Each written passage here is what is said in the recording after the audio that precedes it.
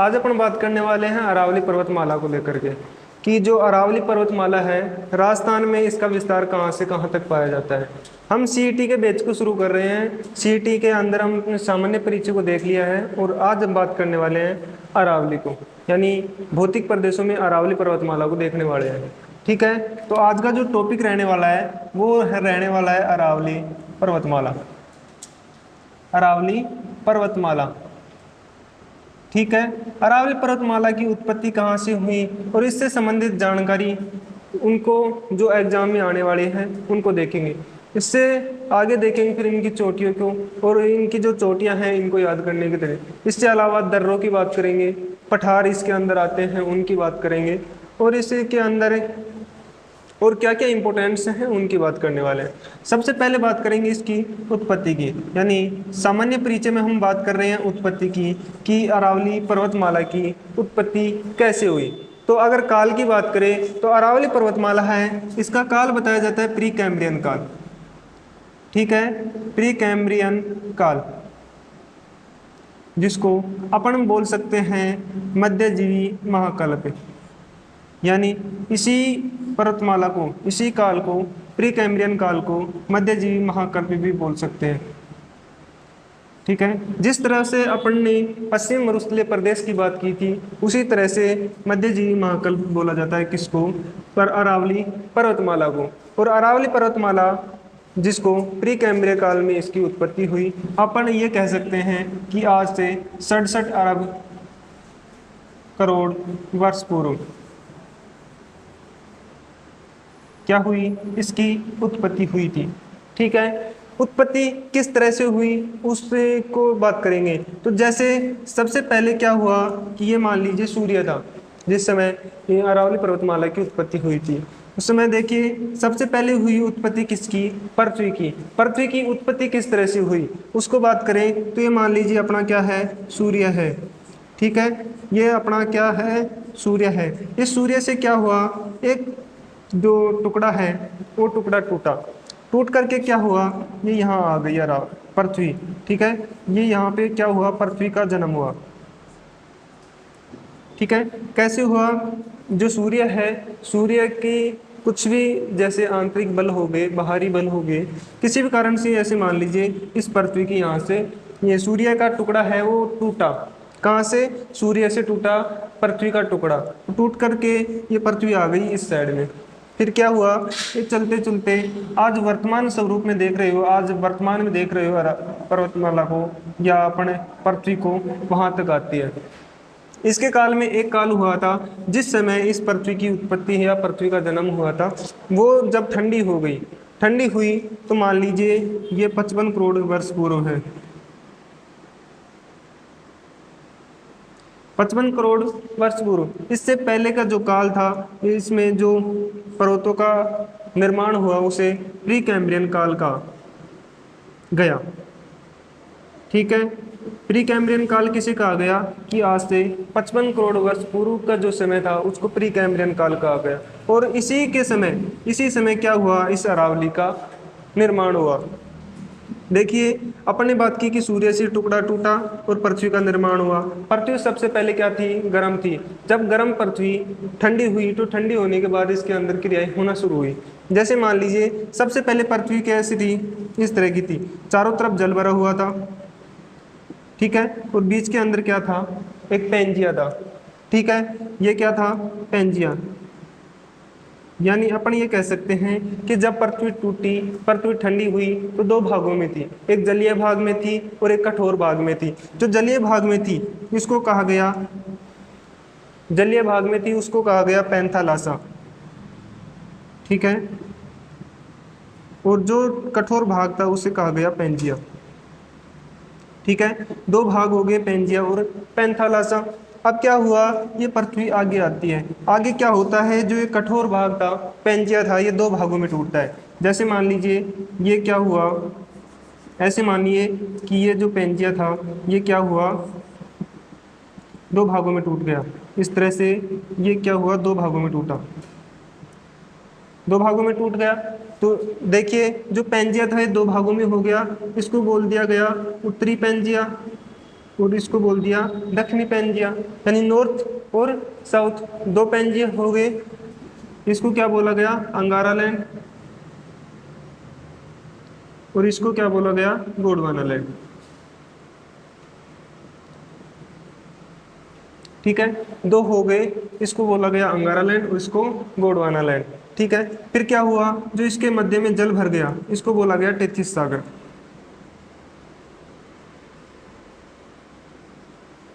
ठीक है, कितने भाग बन गए? देखिए, जो चारों ओर पानी भरा हुआ था उसको बोला गया पैंथालासा, और इसके अंदर जो पेंजिया के दो भाग हो गए उसमें एक पेंजिया को बोला गया अंगारा लैंड और एक दक्षिणी पेंजिया को बोला गया गोंडवाना लैंड। इस तरह से चार भागों में बट गई पृथ्वी। अब क्या हुआ? देखो, इसके अंदर क्रियाएं होती हैं। जैसे मैं यहाँ बताता हूँ कि देखिए, एक पेंजिया है ये और एक पेंजिया है ये, इसको बोला गया अंगारा लैंड, इसको बोला गया गोंडवाना लैंड। ठीक है, अब क्या करते हैं? जो गोंडवाना लैंड है और अंगारा लैंड है, इनके अंदर गति होती है, यानी ये जो दोनों पेंजिया थे इन पेंजियाओं के अंदर गति होती है। ये अंगारा लैंड है, ये इस तरफ गति करता है, गोंडवाना लैंड है, ये इसके इस तरफ गति करता है, यानी दोनों आपस में गति करते हैं। गति करते हैं तो क्या होता है? ये दोनों आपस में टकराते हैं। इसकी बात करेंगे अपन जब फिजिकल ज्योग्राफी पढ़ेंगे आगे, उसके अंदर बात करेंगे कि इसका जो ये प्लेटें हैं, यानी ये अंगारा लैंड गोंडवाना लैंड किस तरह से टकराए थे। ठीक है, अभी तो अपन नॉलेज की दृष्टि से अपने को अरावली पर्वतमाला को क्लियर करना है, इसलिए इसको बात करते हैं। ठीक है, तो ये क्या हुआ? इससे टकराया, तो टकराने के अंदर क्या हुआ? टकराने से पहले की क्रिया देखिए, यहाँ पे देखिए जो नदियाँ थी वो नदियाँ आकर के गिरती है यहाँ पे। ठीक है, जब देखिए जो भी कठोर भाग होता है, कठोर यानी धरातल है, धरातल के ऊपर अपने को पता है कि जलीय की मात्रा सर्वाधिक मात्रा में, और जल है वो क्या करेगा? चारों ओर से बहना शुरू कर देगा। तो ये नदियों के रूप में आगा आकर के इस टेथिस सागर के अंदर क्या हुआ? इकट्ठा हो गया। टेथिस सागर के अंदर इकट्ठा होने के कारण इसमें क्या हुआ? मलबा है ये यहाँ ऐसे बढ़ने लग गया। ठीक है, जब भरने लग गया तो यहाँ पे क्या हो गया? यहाँ पे इकट्ठा हो गया गाद, जिसको बोलेंगे नदियों के द्वारा बहा कर लाए गए, जिसमें पेड़ पौधे भी होंगे, पत्थर कंकड़ पत्थर भी होंगे, मिट्टी भी होगी कई प्रकार की। ठीक है, किसी के अवशेष भी होंगे, जीव जंतु भी बह कर आए होंगे, यहाँ पर आकर के क्या हो गए? इकट्ठा हो गए। फिर क्या हुआ? गोंडवाना लैंड है अंगारा लैंड से टकराता है। टकराने के कारण जब ये टकराया तो क्या हुआ? ये है इस तरह से निकल गया, जो अपन बोलते हैं अरावली पर्वतमाला। ठीक है, यानी ये जब दोनों टकराए हैं, गोंडवाना लैंड और अंगारा लैंड, दोनों टकराने से एक पर्वतमाला का निर्माण हुआ जिसे बोला गया अरावली पर्वतमाला। ठीक है, इस तरह से इसका निर्माण हुआ। निर्माण से संबंधित अपन ने पता लगा लिया कि इसका निर्माण है वो किस तरह से हुआ। तो ठीक है, अब बात करते हैं इससे संबंधित और भी जो महत्वपूर्ण तथ्य हैं उनकी। तो देखिए, जो अरावली पर्वतमाला है उसके अपने सामान्य परिचय में अगली बात करेंगे कि ये कितने क्षेत्रफल फैली हुई है, कितनी जनसंख्या यहाँ पे निवास करती है। तो देखिए, सबसे पहले बात करते हैं इसकी ऊंचाई की, कि जब अरावली पर्वतमाला का निर्माण हुआ उस समय इसकी ऊंचाई क्या थी और आज वर्तमान में कितनी ऊंचाई है। ठीक है, जब अरावली पर्वतमाला का निर्माण हुआ उस निर्माण के समय अरावली पर्वतमाला की ऊंचाई अधिक थी, यानी आज अपने पता लगा सकते हैं कि 67 करोड़ अरब वर्ष पूर्व इसका निर्माण हुआ था। तो आज तक चलते चलते इस अरावली पर्वतमाला के ऊपर देखो मानव भी गया होगा, जैसे पेड़ पौधे भी उगे होंगे, और उसके अलावा यहाँ पे जीव जंतु और कई सारी क्रियाएं हुई होंगी, हवा के द्वारा भी अपर्दन हुआ होगा, और उस अपर्दन होने के कारण आज वर्तमान में देख रहे हो तो इसकी ऊंचाई कितनी बचती है। देखो, अगर निर्माण के समय की इसकी अगर ऊंचाई की बात करें तो निर्माण के समय इसकी ऊंचाई थी 2700 मीटर, 2700 से लेकर के 2800 मीटर। ठीक है, और वर्तमान में जो आप वर्तमान में अगर देखना चाहोगे तो 930 मीटर, यानी वर्तमान में कितनी है? 930 मीटर है इसकी ऊंचाई रह गई है। कारण क्या है इसकी ऊंचाई इतनी कम हो गई? यानी देखो, जिस समय इस अरावली पर्वतमाला का निर्माण हुआ था उस निर्माण के समय इसकी ऊंचाई 2700 से 2800 मीटर थी और वर्तमान में कितनी रह गई है? 930 मीटर रह गई है। तो देखिए कितना इसमें अपरदन हुआ होगा। अपरदन का मतलब समझते हो ना, किसी भी कोई भी चीज़ है ये, इस चीज़ का टूटना या टूट करके एक स्थान से दूसरे स्थान पर जाना, इसको बोलते हैं अपरदन। अपरदन का मतलब ही होता है टूटना। ठीक है, किसी भी चीज घर का टूट करके यानी एक स्थान से दूसरे स्थान पर जाना क्या होता है? अपरदन होता है। जब ये चीज किसी स्थान पर जाकर के इकट्ठी हो जाती है उसको बोलते हैं निक्षेपण। निक्षेपण और अपरदन किसे बोलते हैं? अपरदन तो कोई भी चीज है, यहाँ से मान लीजिए कोई भी चीज उठ करके यहाँ पे जा रही है, ठीक है, जब यहाँ पे जा रही है तो यहाँ पे जाकर मतलब कोई भी चीज है कहीं से उठ रही है, मान लीजिए वो कहीं ना कहीं जाकर तो इकट्ठी होगी ही। जब जो चीज जहाँ पे इकट्ठी होगी उसको बोलेंगे निक्षेपण, ठीक है, और जहां से उठकर जा रही है उसको बोलेंगे अपरदन। जैसे मान लीजिए ये पेन है, इस पेन को मैं यहाँ से तोड़ता हूँ, तोड़ करके किसी दूसरे स्थान पर रखता हूँ। जिस स्थान पर मैं रख रहा हूँ या जिस स्थान पर ये इकट्ठा हो रहा है उसको निक्षेपण बोलेंगे। और जिस स्थान से मैं तोड़ रहा हूँ और ये मतलब इसके कमी होगी ना, मतलब मैं इसमें तोड़ूंगा तो इसमें इसके आकार में कमी होगी क्योंकि ये मैं तोड़ के रख रहा हूँ। और जिस स्थान पर रख रहा हूँ तो वहाँ पे आकार में क्या होगी? वृद्धि होगी। तो जहाँ से तोड़ रहा हूँ उसको बोलेंगे अपरदन और जहाँ से इकट्ठा कर रहा हूँ उसको बोलेंगे निक्षेपण। इतनी बात समझ में आ गई? ठीक है, तो इसमें क्या हुआ कि अरावली पर्वतमाला थी ये टूट करके यहाँ आ गई। दूसरी बात करते हैं, ये तो हो गई इसकी ऊंचाई की बात, ठीक है। अब बात करते हैं इसके स्वरूप की बात कि इसका स्वरूप किस तरह का मान है, मतलब जो आकृति है इसकी किस तरह की मानती है। तो देखिए निर्माण के समय या प्राचीन समय में, ठीक है, प्राचीन समय में इसकी कुछ आकृति रही होगी और वर्तमान समय में कुछ आकृति रही होगी, रह रही है, ठीक है। तो देखिए जिस समय कोई चीज़ का निर्माण हुआ था, नई नई चीज़ होती है, जैसे कोई गाड़ी मान लीजिए, गाड़ी अपन लेके आते हैं, गाड़ी लेके आते हैं शोरूम से तो उसकी कुछ अलग कंडीशन होती है, घर लेके जाते हैं तब उसकी वो कंडीशन रहते हैं। लेकिन कुछ सालों बाद अगर देखते हैं तो उसमें कुछ ना कुछ स्क्रैच आ जाते हैं, कुछ ना कुछ कमी हो जाती है, एक्सीडेंट भी होती है, कहीं से टूट फूटती भी है। तो उसी तरह से जिस टाइम में लाते हैं और जिस समय तक रखते हैं उस समय में उसमें आकृति में भी अंतर आएगा, या मान लीजिए उसमें जो उसका दिखने का तरीका है वो दिखेगी भी अलग। यानी पहले नई नई दिखती थी लेकिन बाद में क्या हुआ, मन मर गया तो उसको बेचना पड़ता है। क्यों बेचना पड़ता है? उसकी जो क्षमता थी आंखों के अंदर, जो अपने वो जो चीज़ देखना चाह रहे थे वो चीज़ नहीं दिख रही है, इसलिए क्या हुआ उसमें चेंज हो गया। तो देखिए स्वरूप में क्या हुआ, पहले थी वलयाकार। वलयाकार का मतलब समझिए, वलयाकार किसे कहते हैं? इस मतलब कोई पर चट्टान है इसके अंदर वलन पड़ जाए इस तरह से, तो देखिए जो चट्टान ये घूमती है इस तरह से, इसको बोलते हैं वलय, ठीक है। तो किस तरह की हो गई? प्राचीन समय में जो चट्टानें थी वो वलयाकार में थी और वर्तमान समय में जो चट्टानें हैं वो अवशिष्ट हैं। अब देखिए अवशिष्ट किसे बोलेंगे? तो अपने को सबको पता है कि अवशिष्ट कोई भी चीज़ बची हुई होती है उसको अवशिष्ट बोला जाता है। जैसे मान लीजिए एक उदाहरण के तौर पे मैं बता दूं कि जैसे मार्केट से अपन सब्जियां लेके आए, सब्जियां क्या हुई, लेके आए उस समय, या फ्रूट्स वगैरह लेके आए उस समय, अपन ने ला करके क्या कर दिया, फ्रिज में रख दिया।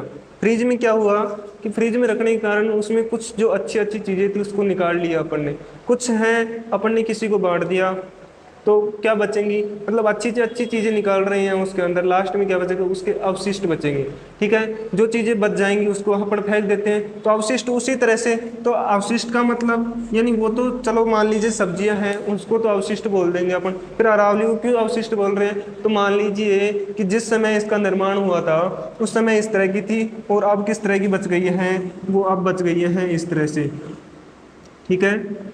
मतलब किसी भी तरह से मान लीजिए वो अब बच गई है तो अपन बोलेंगे उसको अवशिष्ट चट्टानें, ठीक है। स्वरूप भी पता चल गया कि स्वरूप किस तरह का होगा। अब बात करते हैं कि अरावली पर्वतमाला की भारत में क्या स्थिति है और राजस्थान में क्या स्थिति है, ठीक है। तो देखिए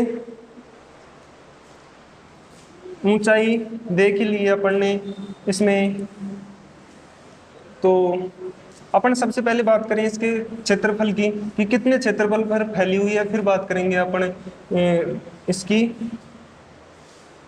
जनसंख्या की कितनी जनसंख्या इसके अंदर पाई जाती है, कौन सी मिट्टी पाई जाती है यहाँ पे, और से इससे संबंधित क्वेश्चंस को देखते हैं। तो सबसे पहले देखिए यहाँ पे जो क्षेत्रफल है, यानी कितने क्षेत्र पर फैली हुई है, तो ये फैली हुई है 9% क्षेत्रफल पर।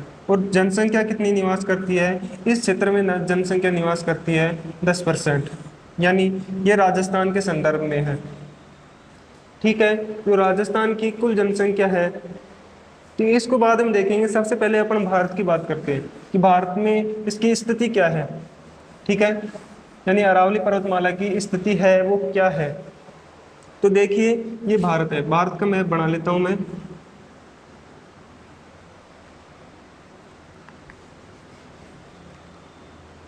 ये मान लीजिए भारत है।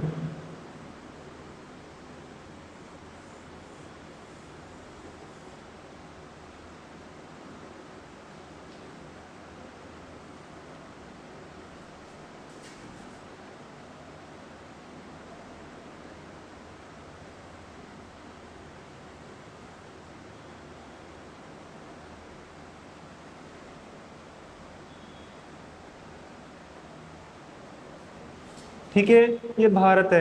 इस भारत के अंदर अरावली पर्वतमाला की स्थिति किस तरह से है, हम कितने किलोमीटर में फैली हुई है, क्या क्या इससे रिलेटेड क्वेश्चन आते हैं।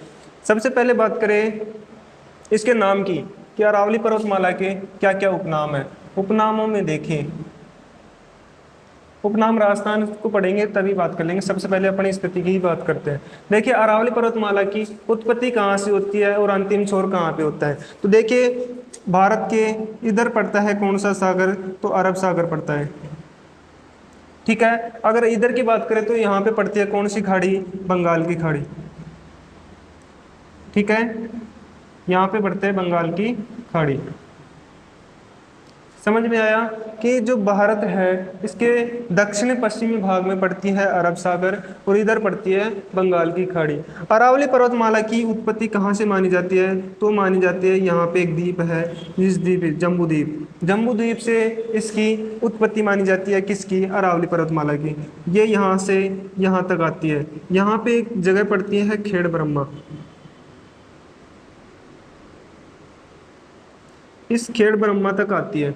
अब देखिए यहाँ से अपन को सबको पता है कि खेड़ ब्रह्मा से तो इसकी उत्पत्ति माँ बताते हैं, अरावली पर्वतमाला का विस्तार ही खेड़ ब्रह्मा से बताते हैं, लेकिन नहीं, अरब सागर से इसकी उत्पत्ति हुई थी। और अरब सागर को, यानी मान लीजिए अरब सागर से इसकी उत्पत्ति हुई थी, कहाँ से, जम्बूद्वीप से। यहाँ से इसकी उत्पत्ति हुई और खेड़ ब्रह्मा तक जाती है, लेकिन ये दिखती नहीं है। ठीक है, दिखते नहीं है तो है कहाँ पे, जो धरातलीय भाग में, धरातल के अंदर है। कुछ कुछ जगह है जहाँ पे ये आपको देखने को मिल जाती है, छोटी छोटी पहाड़ियों के रूप में, बिल्कुल छोटी पहाड़ियों के रूप में कहीं कहीं पर आपको देखने को मिल जाती है। लेकिन ये क्या है, भूगर्भिक पर्वतमाला है। ठीक है, यहाँ से इसकी उत्पत्ति हुई अरब सागर से, इस सागर से उत्पत्ति होने का, यानी इस चीज़ का पता किसने लगाया, तो उस वैज्ञानिक का नाम है ए हेरोन। इस ए हेरोन नामक विद्वान ने इस चीज़ का पता लगाया था। या अपन कह सकते हैं कि अरावली पर्वतमाला का भूगर्भिक अध्ययन किसके द्वारा किया गया, तो वो किया गया किसके द्वारा, ए हेरोन के द्वारा। उसने अरावली पर्वतमाला को अरब सागर से इसकी उत्पत्ति बताई गई है। इसीलिए अरब सागर को क्या कहा जाता है, अरावली का पिता कहा जाता है। अरावली का पिता किसे कहा जाता है, तो अरावली का पिता कहा जाता है किसको, अरब सागर को। समझ में आया एक क्वेश्चन। दूसरी चीज देखिए, अरावली पर्वतमाला सबसे पहले दिखती कहाँ पे है, तो अपन ने बताया कि ये खेड़ ब्रह्मा पड़ता है। खेड़ ब्रह्मा कहाँ पड़ता है, पालनपुर में पड़ता है। पालनपुर कहाँ पड़ता है, तो ये पड़ता है गुजरात में। ठीक है, इतनी बात समझ में आई कि अरावली पर्वतमाला की जो सबसे पहले उत्पत्ति बताई जाती है वो बताई जाती है अरब सागर से, और कहाँ तक जाती है, खेड़ ब्रह्मा तक। यहाँ तक ये भूगर्भिक है, अरावली पर्वतमाला भूगर्भ के अंदर ही चलती है। यहाँ से लेकर के ये निकलती है इस तरह से, यहाँ दिल्ली में पहुंच जाती है। दिल्ली में जो पहाड़ियाँ हैं उनका नाम है रायसीन की पहाड़ियाँ, रायसीन की पहाड़ियाँ, ये इन पहाड़ियों तक जाती है। ठीक है, इसकी जो कुल लंबाई है यहाँ से खेड़ ब्रह्मा से रायसीन हिल्स तक, रायसीन हिल्स है, रायसीन पहाड़ियाँ हैं, यानी रायसीन हिल्स। ठीक है, यहाँ से यहाँ तक इसकी लंबाई है 692 किलोमीटर। यानी अरावली पर्वतमाला की अगर कुल लंबाई की बात करें, कुल लंबाई की वो कितनी है 692 किलोमीटर। अब देखिए कहाँ से, ये गुजरात से होती हुई यहाँ पे पड़ता है राजस्थान अपना, ठीक है।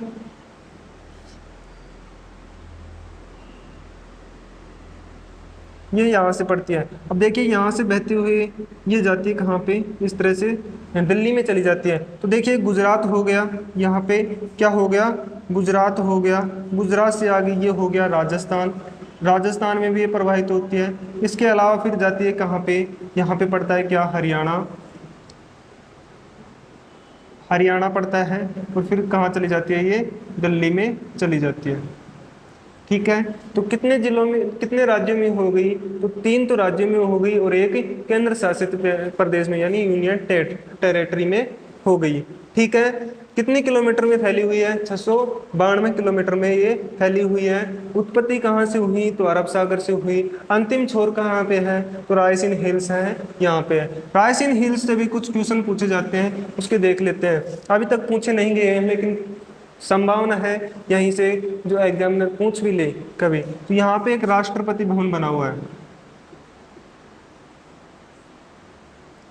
ठीक है। वहां तक क्या बताई जाती है, अरावली की विस्तार बताया जाता है। और यहीं पे एक चीज और बनी हुई है, जवाहरलाल नेहरू विश्वविद्यालय, यहाँ पे बना हुआ है।